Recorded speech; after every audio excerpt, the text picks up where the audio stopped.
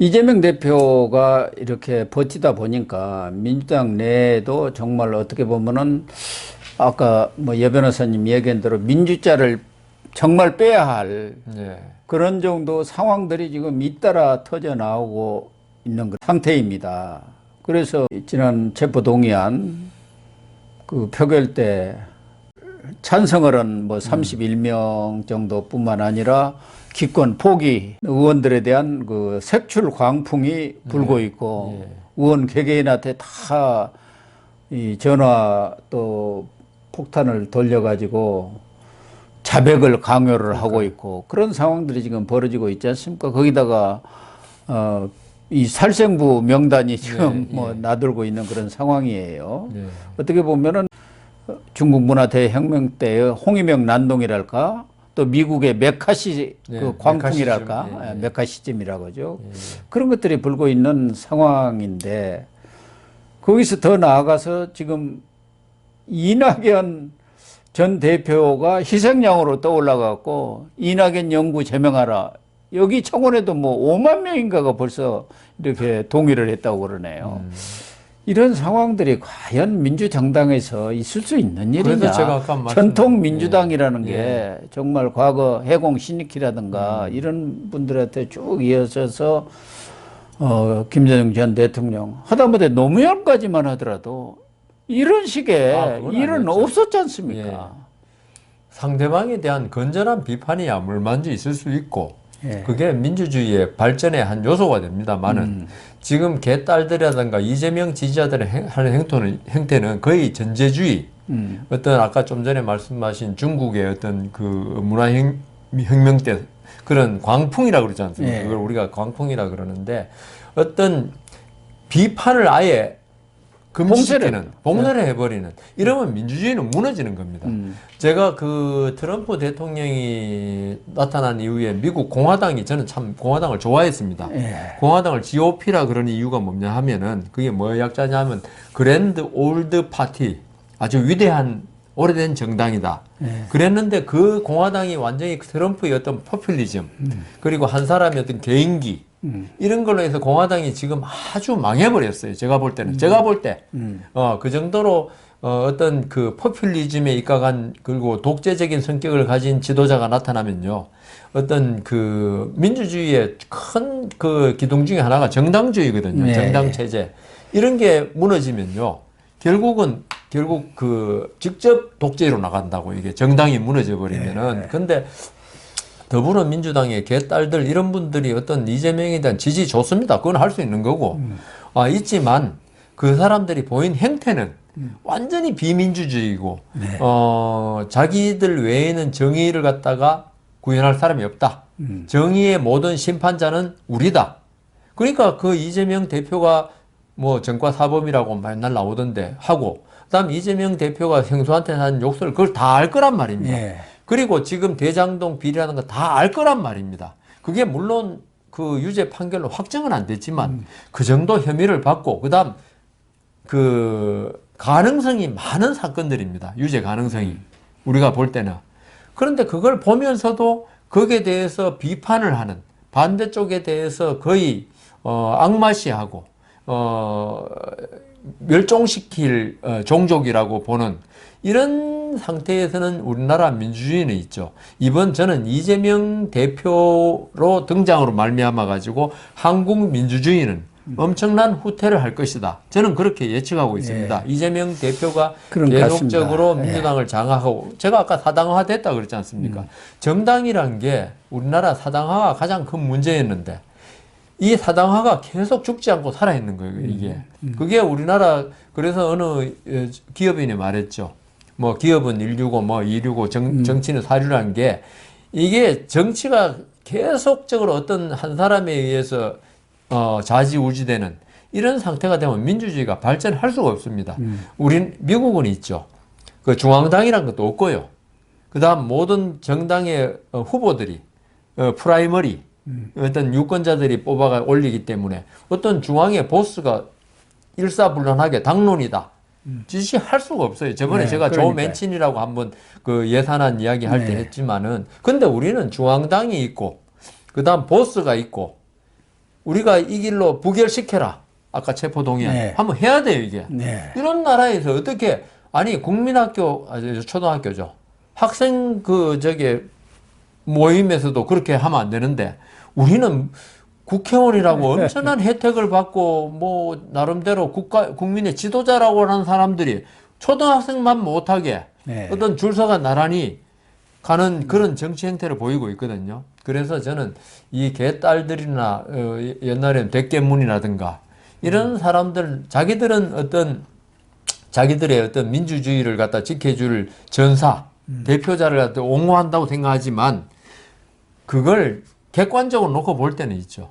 자기들이 민주주의를 지금 말살시키고 있다는, 그렇다고 그걸 봐야죠. 지금 의식을 못하고 있는 게 더, 의식을 하면서 그러면 더, 그것도 나쁜 사람이지만은, 네.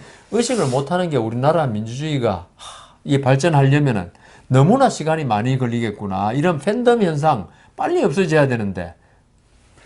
그 팬덤이 이제 더 발전해가지고 그동안에 정당에 있어서 공천처럼 더 중요한 게 없지 없죠. 않겠습니까? 의원들 입장에서는 생사여탈권을 쥐고 예. 있는 거니까.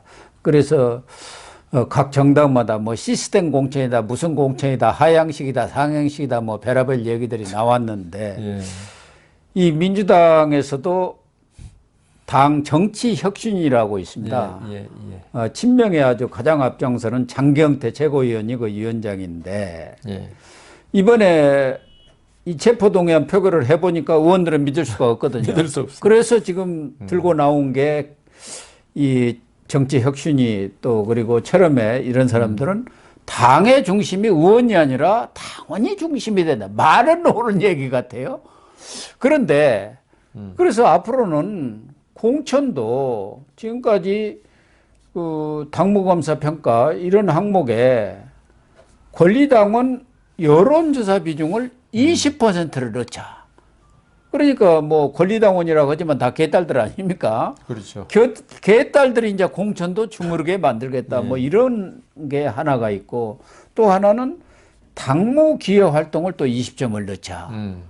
그러니까 방탄에 얼마나 기여를 했느냐. 네, 그렇죠. 이런 조항들을 지금 혁신에서 만들어갖고 조만간 최고위원회에 올린다. 예. 이게 이제 조선일보가 그 혁신안을 입수해갖고 단독 보도를 하고 있습니다. 그리고 앞으로는 비대위 활동도 2개월로 제한하자. 그렇게 되면은 이제 뭐 이재명이가 물러나더라도 비대위로 길게 못 끌고 가고 예. 자기들이 바로 또 권력을 권력을 되찾을 수 있는 거 아닙니까? 그래서 중앙위에서 연장을 할 때는 중앙위 의결을 거치도록 하자. 중앙위는 또 이 친명들이 장악하고 있으니까요. 이런 식의 여러 가지 나름대로 대안들을 마련하고 있는 것 그러니까 같아요. 그게 모든 게 있죠. 예. 딱 한자로 요약하면은 이재명 지키기 외에는 딴 그러니까. 거 아닙니다. 예, 예. 아니 들다 보면 다 이재명을 지키기 위해서 어떤 방식을 갖다가 강구해야 되느냐. 우선 개딸들 뭐 권리당원의 어떤 여론을 갖다 한다. 그 권리당원이 어떤 국민의 표본, 그러니까 여론을 전부 다 이렇게 정확히 반영할 수 있는 표본들이 권리당원이 다 돼 있다면 맞죠. 예. 그렇지만 지금 개딸들이라든가 아주 극렬한 이런 사람들이 권리당원이 거의 되고 그렇습니다. 하면 이건 결국 이재명을 위한 어떤 이 사람들 공천권을 준다면 아까 우리 뭐 윤리위원 뭐 물리심판위원장 줬다시피 똑같은 거예요 결국. 지금 민주당 당원이 120만 명인데 그중에 개딸이 한 60만 명입니다. 그러니까요. 그런데 평균적으로 뭐 투표한다고 해도 한 절반뿐이 안 되지 않습니까? 그러면 개딸들은 네, 개딸들이 90%가 할 거고 참여하고 나머지는 그냥 뭐, 별로 안 하거든요. 뭐 별로 관심도 그러니까 없고. 결국은 강성 지지층이 그러니까요. 좌우하도록. 그러니까 그 더불어민주당 지도부 이재명 대표 다 알고 있는 거예요 이걸. 보통 그 표의 결집력은 극렬주의자가 제일 결집력이 좋잖아요. 아, 그럼요. 그럼 보수 진보를 떠나서 그러면 좀 전에 말씀하신 대로 120만 명, 60만 명이라 해도 이거는 거의 120만 명, 110만 명 효과가 나타나는 거예요. 예. 그렇기 때문에 나머지는 사실 우리 고 교수님도 여론조사 전화 오지만은 받겠지만 저도 몇 번 한데 끊어버려요. 안 받아요. 별로 관심이 없기 때문에. 네. 그래서 이 개딸들로 한다는 거 이게 그러니까 이게 지금 이 사람들이 말하는 정치 혁신위에서 말하는 거 있죠. 이거는 우선 전제가 좋아야 돼요, 전제가.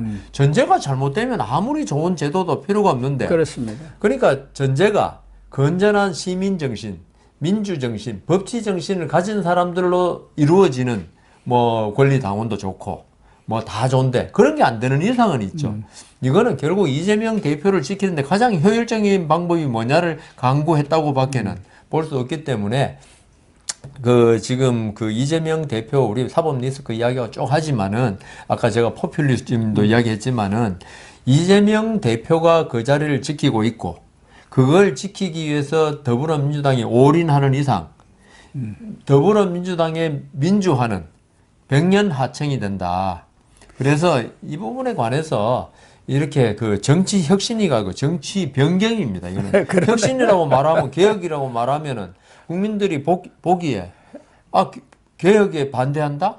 혁신에 반대한다면 아주 수구 쪽으로 모를 수 있는데 제가 볼 때는 이거는 혁신이 아닙니다. 네. 그냥 지금 제도를 이재명 대표한테 유리하게 변경하자는 거지.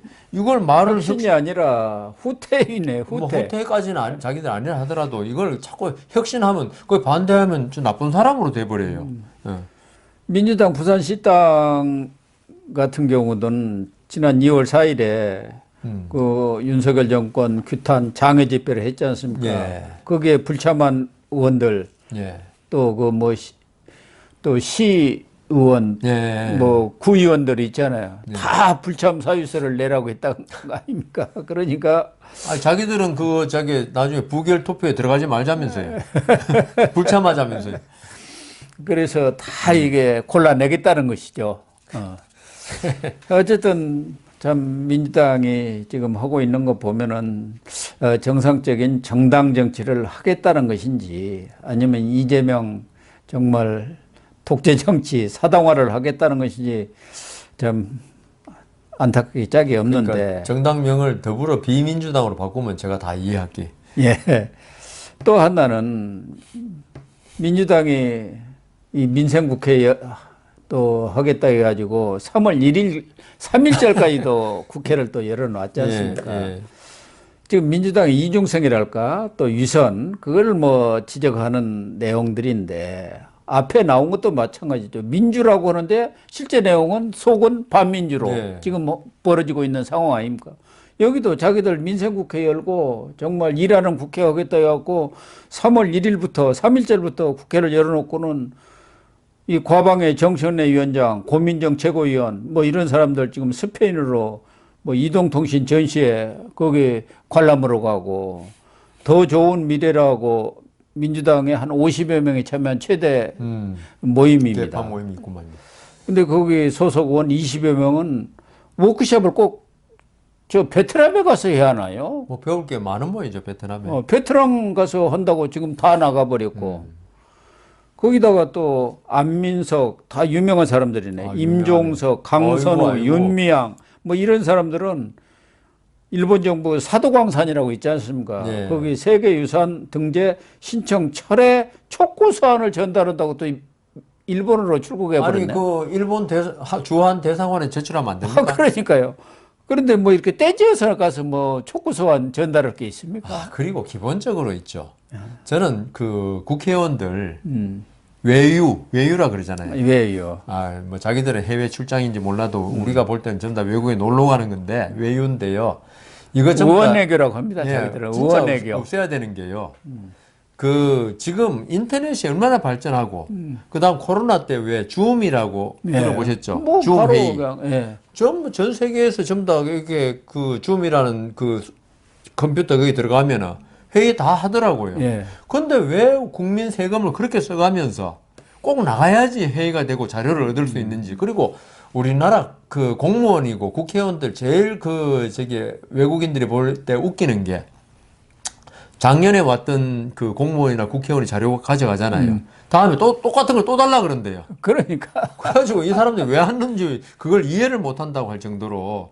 그러니까 이 국회의원들이나 공무원들이 지금 자기들이 외국에 나가서 아까 이재명 대표 호주 가서 골프 친 이야기도 했지만 뉴질랜드 가서 이게 국민들 돈을 갖다가 아까운지를 전혀 몰라요.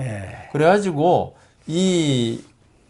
이 사람들이 정말 3월 1일 날 그 임시국회 했던 거는 저번에 우리 말씀하셨잖아요.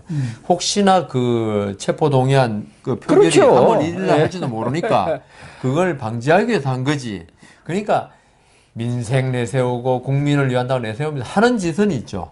그 정반대로 가고 있으니까 고 교수님도 지금 한탄스러워서 이 주제를 내신 것 같은데 저는 뭐 우리 국회의원들한테 기대하지 않고 있으니까 별로 한탄스럽지는 않은데 이게 빨리 국회의원들 올바른 국회의원들을 좀 뽑아가지고 이런 외유성 그 해외 출장 이거 돈을 얼마나 많이 들겠습니까? 그러니까요. 그리고 또 가면요 우리나라 대사관 영사관에서 전부 다 모신다고 업무가 중지돼요. 총동원되죠. 예. 그래갖고 업무 다 중지입니다. 그거 좀 잘못하면은 그 다음에 국정감사 그 예. 외교 통상부 할 때 전부 혼내고 그러니까 이 국회의원이 저는 우리나라에 도움이 되는 게 아니고 그 우리가 있죠. 예, 제가 하나 비교를 드리면 우리 어음수표법에 보면 있죠. 예? 그 세 가지가 있어요. 유익적 기재사항, 그다음 무해적 기재사항, 예. 유해적 기재사항이 있거든요. 예. 어떤 거는 적으면 이 어음수표 발행한 사람들 도움이 되는 게 있고, 어떤 건 적거나 만화한 게 있고, 어떤 건 적으면은 그 어음수표를 무효화시키는 그 예. 기재가 있어요. 그래서 저는 우리나라 국회의원은 유해적 기재사항이다. 그래서 지금 국회의원이 300명인데 그것도 200명으로 줄여한다는 말이 뭐 국민들은 오히려 100명으로 아, 줄여한다고까지 미국 그 얘기가 인구하고 나오는데. 비교해보면 우리 100명 하면 딱 맞아요. 예. 그런데 우리 김진표 국회의장은 비례대표 수를 50명이 가자고. 늘려하니까 50명을 더 늘려야 한다. 이러는 참 어처구니 없는 어처구니 얘기를 없습니다. 하고 있습니다. 네.